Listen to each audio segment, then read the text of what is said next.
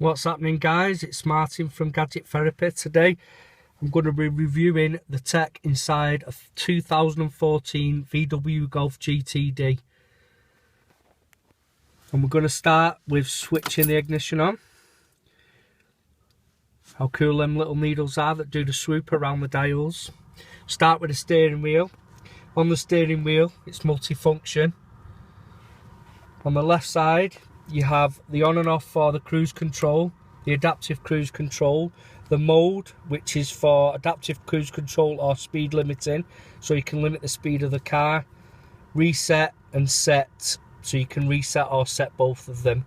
In the middle, you have the minus and plus sign, which is for the cruise control, to increase or decrease speed, and in the middle of that you have the distance button, which controls the distance from the car in front.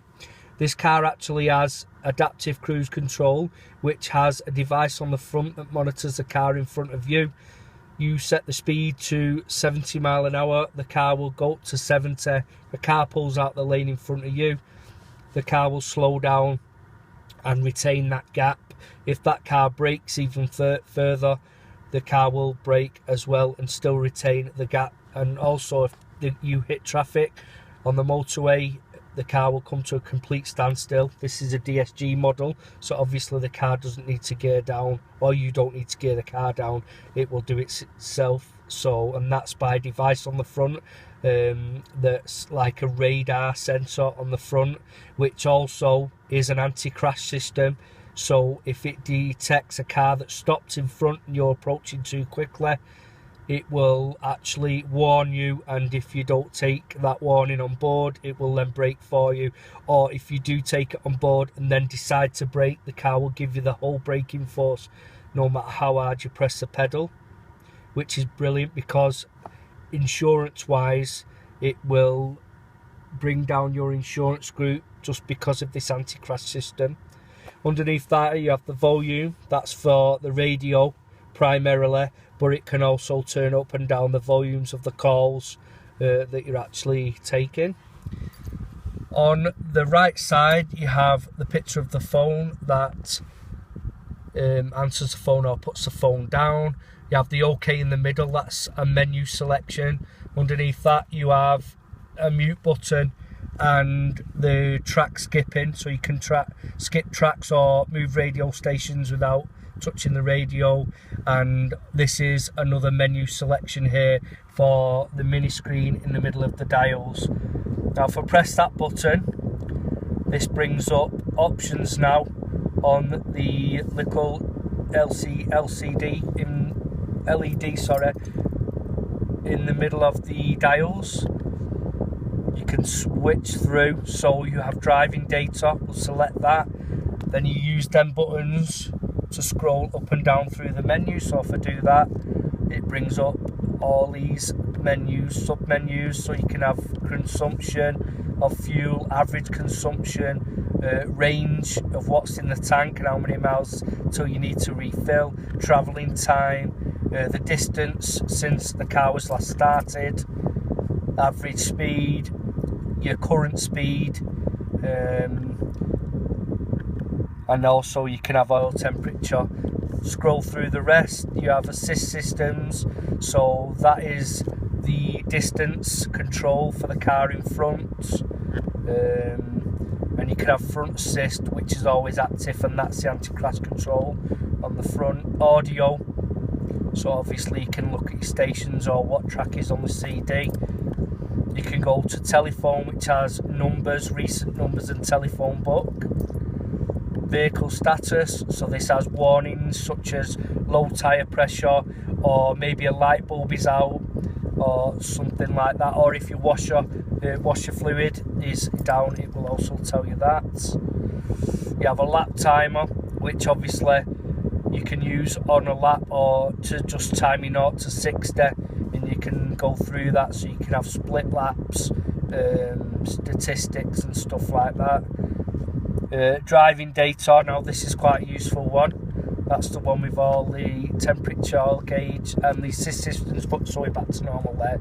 So yeah, that's basically covers the steering wheel and the multifunction.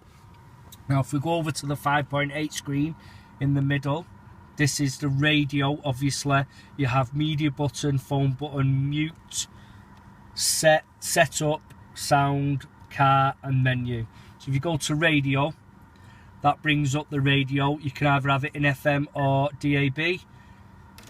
You can have a look at all your stations that are available in DAB, so you can just slide down and pick one of them, whatever you want. You can also tune manually, which we don't want to do. The view, which you can have station info or slideshow, which comes off an SD card that you can put inside the CD player. There's an adaptation there at the top of the CD player to put that in. You can also press that, so obviously you've got all the menu options. So you can have you can delete your presets, you can have the station logos, you can have traffic alerts on there, so if you need if you're traveling home and you want to avoid the traffic, that will bring up any traffic alerts. You've also got media, which again is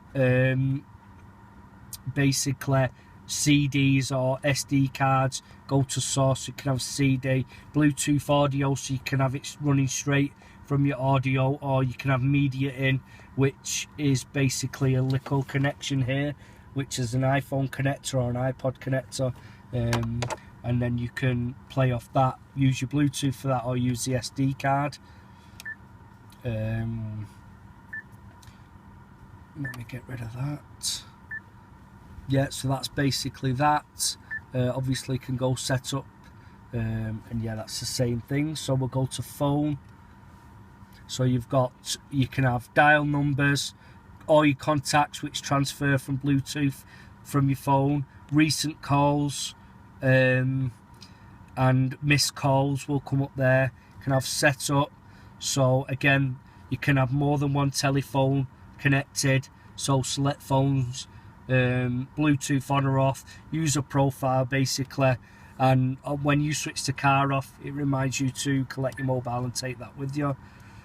Then you've got setup for the car, which is screen, date and time, language, keyboard settings, units, which is mile per hour or kilometers per hour, and you can return that to factory settings, Bluetooth settings, system information, which tells you the information about the infotainment system. Sorry about that. And you go down to sound. You can adjust your sound volume. You can get a little equalizer up there. Adjust your bass, mid or treble. Just slide them up and down to whatever's better for you. Fader, so you get a picture of the car now. That shows you where the sound is at the moment, but obviously you can move that around the car, left or right or back to front, and just press that to center it. So that basically covers sound. Then you go to the car menu. So this is basically just telling you all the information together on what you can get on that middle screen. You can also change the view, so you can have driving data, you can have consumers, convenience consumers, so basically that will tell you if your air conditioning's on and how much that air conditioning is using. You can also go to setup. This allows you to turn off ESC, set your tyres, so as a tyre pressure monitor, it'll tell you which tyre's down on pressure, and then you can top that up and reset that. Driver assistance, which is the front assistance, parking and manoeuvring. This has front and back parking sensors, which is pretty good because it brings up a picture of the car and then shows you a surround, digital surround, and it'll show lines on how close you get, which is really good because you don't have to just look and